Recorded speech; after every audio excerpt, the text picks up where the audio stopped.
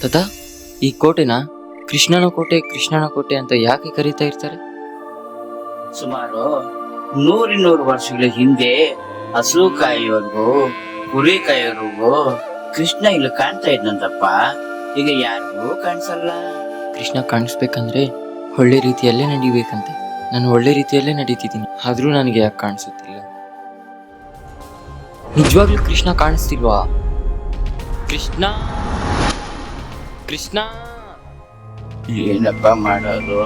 ಕೃಷ್ಣ ಹೇಳಿದ್ರೆ ನಮ್ ಕಣ್ಣು ಊಟ ಮಾಡ್ತಾನೋ ಇಲ್ವೋ ದೇವ್ರೆ. ತಾತ, ಕೃಷ್ಣನ ಹುಡ್ಕೊಂಬರಕ್ ಹೋಗ್ತಾ ಇದೀನಿ. ಅಷ್ಟೊತ್ತರಲ್ಲಿ ಕರ್ನ ಊಟ ಮಾಡಕ್ ಹೇಳು.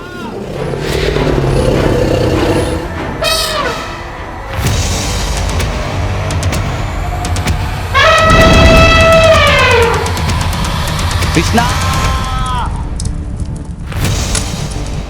ಒಂದು ಮಾತು ನೆನಪಿಟ್ಬೇಕನ್ನ, ನೀನು ನಂಬಿದವನು ನಿನ್ನ ಮುಂದೆ ಮೋಸ ಮಾಡಿದರೂ ನೀನು ನಂಬಬಾರದು. ಯಾಕಂದರೆ ಆ ಒಂದು ಕ್ಷಣ ನಿನ್ನ ಪ್ರಾಣ ಕಾಪಾಡಿಕೋಸ್ಕರ ಸುಳ್ಳು ಇರಬಹುದು. ಅಮ್ಮ, ಯಾವುದೇ ಕಾರಣಕ್ಕೂ ಈ ಜಮೀನನ್ನು, ಈ ಹಸುಗಳನ್ನು ನಾಶನ ಮಾಡಿಕೊಳ್ಳುವುದೇ ಇಲ್ಲ. ನಾವು ಜಮೀನ ಎಂತ ಟೈಮ್ನಲ್ಲಿ ಮಾರ್ಕೋಬೇಕಂದ್ರೆ ಆ ಕ್ಷಣ ಅದನ್ನ ಮಾರಿಲ್ಲ ಅಂದ್ರೆ ನಮ್ಮ ಪ್ರಾಣ ಹೊರಟೋಗುತ್ತೋ ಅಂತ ಟೈಮ್ನಲ್ಲಿ ಬಿಟ್ಟಿನಿ. ಯಾವತ್ತೂ ಮಾರ್ಕೋಬೇಡ್ರಪ್ಪ. ಕರ್ಣ, ನಿನ್ನ ಪ್ರಾಣ ಹೋದ್ರೂ ಈ ಜಮೀನನ್ನ ಮಾರ್ತಿರ್ಲಿಲ್ಲ. ನನಗೋಸ್ಕರ ಮಾರಿ ನನ್ನನ್ನು ಕಳಿಸ್ತಿದೀಯಾ. ಯಾವುದೇ ಕಾರಣಕ್ಕೂ ಈ ನನ್ನ ಸಾಧನೆಯನ್ನು ವ್ಯರ್ಥ ಮಾಡಿಕೊಳ್ಳುವುದಿಲ್ಲ ಕರ್ಣ. ಏಯ್ ಬೇಡ ಅದರ್ಯಾ, ಅಮ್ಮನ್ ನೆನ್ಪಂತ ಅದೊಂದೇ ಅಲ್ವಾ ಇರೋದು. ಮಾರೋದ್ ಬೇಡಪ್ಪ. ಅಮ್ಮ ಜಮೀನ್ ಮಾಡಿರೋದು ಇದನ್ನ ನೋಡ್ಕೊಂಡಿರ್ರಿ ಅಂತ ಅಲ್ಲ, ಅದನ್ನ ಡೆವಲಪ್ಮೆಂಟ್ ಮಾಡ್ಬೇಕಂತ. ಇದನ್ನ ಮಾರಿ ಇನ್ನ ಒಳ್ಳೆ ಸ್ಥಾನಕ್ಕೆ ಹೋಗ್ತೀನಿ.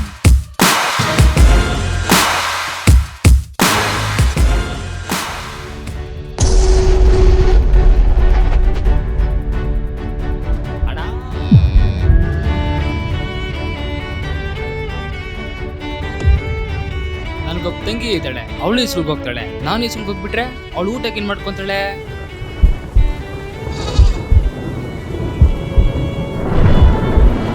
ನಾನ್ ಮಾತು ಕೊಡ್ತಾ ಇದ್ದೀನಿ, ನಿನಗೆ ಯಾವುದೇ ಕಷ್ಟ ಬಾರ್ದಂಗೆ ನಾನು ನಿನ್ನ ನೋಡ್ಕೊಂತೀನಿ. ಈ ನನ್ನ ಸಾಧನೆಗೆ ಯಾರೇ ಅಡ್ಡ ಬಂದರೂ ಇದೇ ರೀತಿನೇ ಮಾಡ್ತೀನಿ. ಮನುಷ್ಯನಲ್ಲಿ ಆಸೆ ಪಡೋರು ಇರ್ತಾರೆ, ಅತಿ ಆಸೆ ಪಡೆಯೋರು ಇರ್ತಾರೆ. ಅತಿ ಆಸೆ ಪಡೋರು ಪ್ರಾಣ ತೆಗಿಯಕ್ಕೂ ಯೋಚನೆ ಮಾಡಲ್ಲ. ಈಗ ಆ ರಾಣಿಯನ್ ಸಹ ಕೊಲ್ಲಕ್ಕೆ ನೋಡ್ತಾ ಇದ್ದಾನೆ.